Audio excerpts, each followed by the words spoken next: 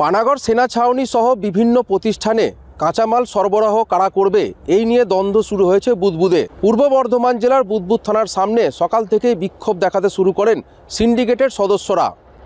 তিনটি সিন্ডিকেটের দাবি, আগে থেকেই বুদবুদ থানা এলাকায় তিনটি সিন্ডিকেট রয়েছে এবং নতুন করে একটি সিন্ডিকেট জন্ম হওয়ায় সেই সিন্ডিকেটের সদস্যরা বিভিন্ন প্রতিষ্ঠানে কম পয়সায় তারা মাল সরবরাহ করছে। এর ফলে পুরানো যে সমস্ত সিন্ডিকেটের সদস্যরা রয়েছে বা ব্যবসায়ীরা রয়েছে তারা ক্ষতির মুখে পড়েছেন এবং কিভাবে তারা বকেয়া টাকা উদ্ধার করবেন সেই নিয়ে তারা বুদবুদ থানার পুলিশের দ্বারস্থ হন এবং নতুন যে সিন্ডিকেট তৈরি হয়েছে সেই সিন্ডিকেটকে বন্ধ করার দাবি জানান তারা। এই বিষয় নিয়ে সকাল থেকেই বুদবুদ থানা চত্বরে বিক্ষোভ এবং পাল্টা বিক্ষোভ শুরু হয় দুই পক্ষের।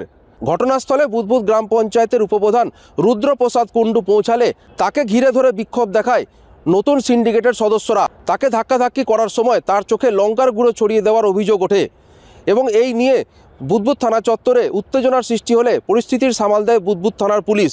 একদিকে পুরনো সিন্ডিকেটের সদস্যদের দাবি তারা পুরনো সিন্ডিকেটই বুদবুদ এলাকায় থাকবে এবং নতুন করে কোনো সিন্ডিকেট তৈরি হবে না। অন্যদিকে নতুন সিন্ডিকেটের সদস্যদের দাবি তারা এলাকায় সমস্ত বেকার যুবকদের নিয়ে এই সিন্ডিকেট তৈরি করেছেন এবং সকলকেই রোজগারের সুযোগ করে দিতে হবে। এই দাবি নিয়ে দুই পক্ষের দ্বন্দ্বে রীতিমতো উত্তপ্ত বুদবুদ থানা এলাকা। ঘটনা প্রকাশ্যে আসতেই ঘটনার তীব্র নিন্দা জানিয়ে তৃণমূলের গোষ্ঠীদ্বন্দ্বকে দায়ী করেছে বিজেপি। এখন দেখার বিষয় প্রশাসন এই বিষয়ে সমস্ত সিন্ডিকেটকে সাথে নিয়ে সঠিক মীমাংসা করে কিভাবে এলাকায় সুষ্ঠু পরিবেশ তৈরি করতে পারে সেটাই দেখার। এখানে এই যে অশান্তিটা তৈরি করার কারণ হলো দীপঙ্কর কুণ্ডু। আমাদের এমনসন রোডে ওনার ব্যবসা আছে, ভোজন রসিক ওনার একটা প্রতিষ্ঠান আছে। তো ও এটা মুদিখানা থেকে আরম্ভ করে মানে এখানে মুদিখানা থেকে উনি আগে মোটামুটি কিছু ম্যানুফ্যাকচারের কাজ করতো, বাদাম এবং অন্যান্য জিনিস এক একটা দোকান প্রায় লাখ লাখ টাকা ওনার কাছে পাবে। এখন সব উনি যেহেতু একটা অন্য ব্যবসাতে এখন ভোজন রসিক বলে একটা ক্যাটারিং ব্যবসা এখন চালু করেছে এবং ভোজন রসিক বলে তিনতলাতে এখানে একটা যেখানে দুর্গাপূজা হয় ছাত্র সমিতির ওই প্রতিষ্ঠানটাও তৈরি করেছে উনি। বিশেষ করে এখন এগুলো দেখে পাওনাদাররা যেহেতু জড়ো হয়েছে একতাবদ্ধ হয়ে ওনাকে নানা রকম চাপ সৃষ্টি করছে।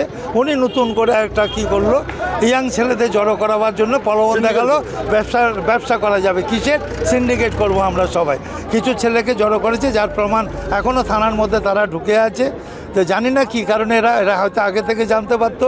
আজকে রুদ্রপ্রসাদ কুণ্ডু যেহেতু ওনার ভাই, ও অনেক সিক্রেট খবর জানতে পারে এবং উনি প্রশাসনিক কাজে থানায় আসবে। সেই কারণ আমাদের যেই রুদ্রপ্রসাদ কুণ্ডু থানার গেটের মধ্যে ঢুকেছে তখনই অতর্কিতভাবে ওর উপরে সবাই ঝাঁপিয়ে পড়ে, প্রায় 30-40 জন, এবং লঙ্কার গুঁড়োটা প্রথমে ছুড়ে দেয়। অঙ্কিতা সিভিল কন্ট্রাক্টর অঙ্কিতা ভবন যে নির্মাণ হয়েছিল সেটা আমি তৈরি করি আর কি, আমি কন্ট্রাক্ট নিয়ে। তা এই যাবৎ মোটামুটি 2,70,000 টাকা আমি পাবো বহুদিন, গত 3 বছর থেকে, মানে বিগত 3 বছর থেকে দেব করে আজ পর্যন্ত এখনও 1 টাকাও দেওয়া হয়নি। তারপরে এখানে কি করতে? এখানে অভিযোগ জানাতে এসেছি। থানায় আগে জানিয়েছিলেন? 3 বছর আগে জানানো হয়েছিল, কিন্তু তখন যে দেব করে টাইম পেরিয়ে যাচ্ছে, চলে গেছে, কিন্তু এখন পর্যন্ত কোনো পাওয়ার আশা আছে বলে মনে হয় না। আমরা পয়সা পাবো ওনার থেকে। ঠিক, আমরা লজে কাজ করেছিলাম, টেন্ডার নিয়েছিলাম ওনার থেকে। হ্যাঁ, আমার কোনো টেন্ডারে পয়সা দেওয়া হয়নি, উল্টে আমাদের 55-60 হাজার টাকা করে মেরেছে প্রতিটা দাদার কাছে। আমরা রঙের কাজ করেছিলাম, দোকান থেকে মাল নিয়েছি, দোকানের টাকাও দেয়নি এখনও।